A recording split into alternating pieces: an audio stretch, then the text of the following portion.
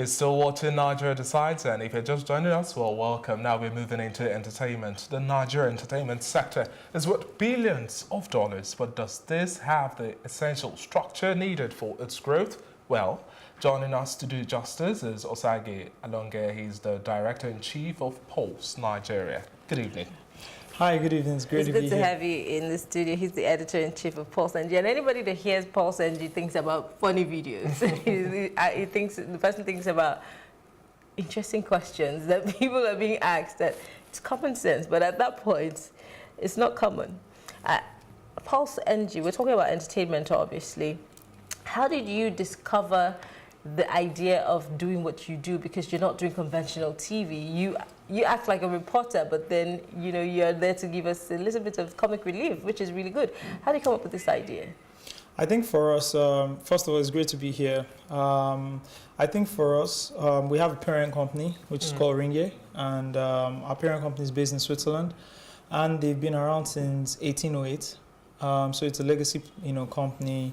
And just, coming into Africa about 7 years ago, they set up one of the reach platforms called Pulse, which is currently in Ghana, Kenya, and Uganda as well now. And I think the first thing was to look at the markets. And, by looking at the market and doing your market research, we realized you have very young people. I think the average age right now in Nigeria is 19. So you have very young people. You have 75% of the population below the age of 35. So what we determined to do at that point was to enter the market with entertainment and pop culture, which is what you would see with the very interesting, funny videos. And from there, we've kind of now moved from just pop culture and entertainment into news. So a few weeks ago, right before the elections, we hosted a debate for the House of Reps in Etiosa, where we had Banky W, Jide Obanikoro, Ferdinand Ademefe, and 2 other people. So we've kind of morphed into, from just being an entertainment platform into, a full-scale platform that serves news, business, sports, and lifestyle. Okay. Okay, now, we know entertainment is the lighter side of life, but it's worth billions of dollars, billions of euros, pounds, let's just name it. It's expensive and it deserves some level of structure. We look at the Cannes Film Festival, we look at BAFTAs, we look at a whole lot more. What level of support do you expect this time around from the president and across the different state chapters when we are looking at film, we are looking at arts, we are looking at music, and a whole lot more across the spectrum of entertainment? Essentially the creative industry. And it's interesting, as you mentioned, the president. I think, first of all, we need to fix infrastructure. The entertainment and creative industry in Nigeria, like most other, industries, upstarting industries, you could liken it to a kid who skipped primary school and just started secondary school, right? And is having a bit of good grades. So we're making money, we're not making enough money, but we're making money, so we're happy, right? We're getting international exposure. People are signing deals and brand endorsement deals, but for how long? What's the shelf life for a Nigerian artist? What's the shelf life for a writer? What's the shelf life for a producer? You start to look at the intricate details here of this industry, and you see that there are a lot of cracks and there are a lot of holes. And we have to go back to infrastructure. And for any, industry to set its infrastructure right, you have to look at the land, which is the government. So what policies have they put in place?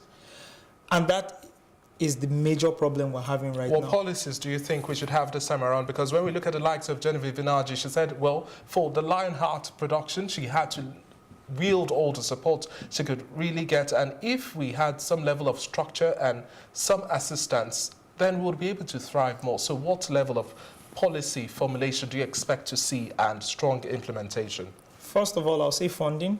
A lot of platforms need to be funded. Genevieve can pull it off because she has so much experience. Her brand alone can get the kind of funding she wants. But what about the regular filmmaker who's had maybe 2-3 years of experience and wants to shoot a film?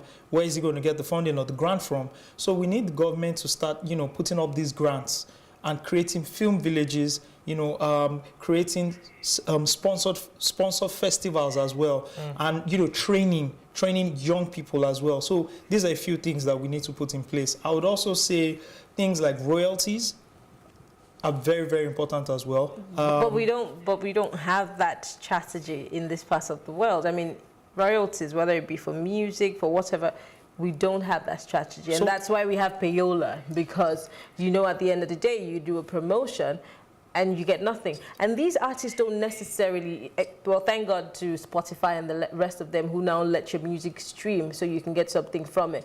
But they have to play shows to get those money. So it's a different atmosphere compared to what you have in other countries. and it's because, you know, we failed again to set the infrastructure and the structures properly, and that's why we've ventured into this. So as an artist, right, if I'm an artist, the only way I can make money is from shows and brand endorsements. This shouldn't be so. I should be able to sell my music, and I should be able to, you know, over a long period of time, be able to recoup my investments off what I've sold. So those are the kind of things you look at, and they don't exist right now. And those are the long-term strategies and the long-term plans people look at, or people go into to actually, you know, grow, to actually scale, to actually grow companies.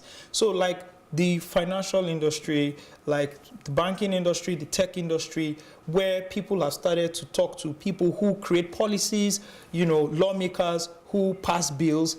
People in the music, people in the creative industries need to start taking those kind of efforts as well. Now, I don't want to put a lot of pressure on the creatives themselves. We have to have more lawyers, more managers, more professionals come into this industry to retrain people, to recalibrate people's minds, to be in the boardrooms. You know, I would mention this. There was a, you know, a popular artist who has dreads on his head, you know, and he got into a boardroom with apparently with the CBN governor. It was a huge meeting, you know. And the first thing they asked him is, why do you have, you know, they didn't want to believe him until he started talking. And that's the perception a lot of creative people have. It's creative people, the entertainment, they are the guys that sing, you know, they do whatever they do. They don't take it seriously.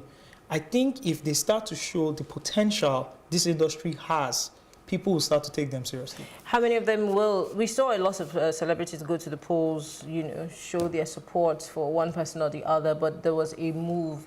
How do we translate that move in one sentence? How do we translate that move to getting these people who get into office after Saturday to embrace us, that's the creative industry, and of course take them seriously? They should start taking themselves seriously. They should start working with the right managers, with the right lawyers and the right professionals. Bring the right kind of contracts, bring the right kind of proposals, bring the right kind of strategies, long-term strategies to the board, right? And present this. Once you are taken seriously, then they can start taking your plan seriously. Thank you very much for speaking with us. We've been talking to Osage Alunga, the head of editorial, editor-in-chief, Pulse NG. It's been a pleasure for having your contribution and all more.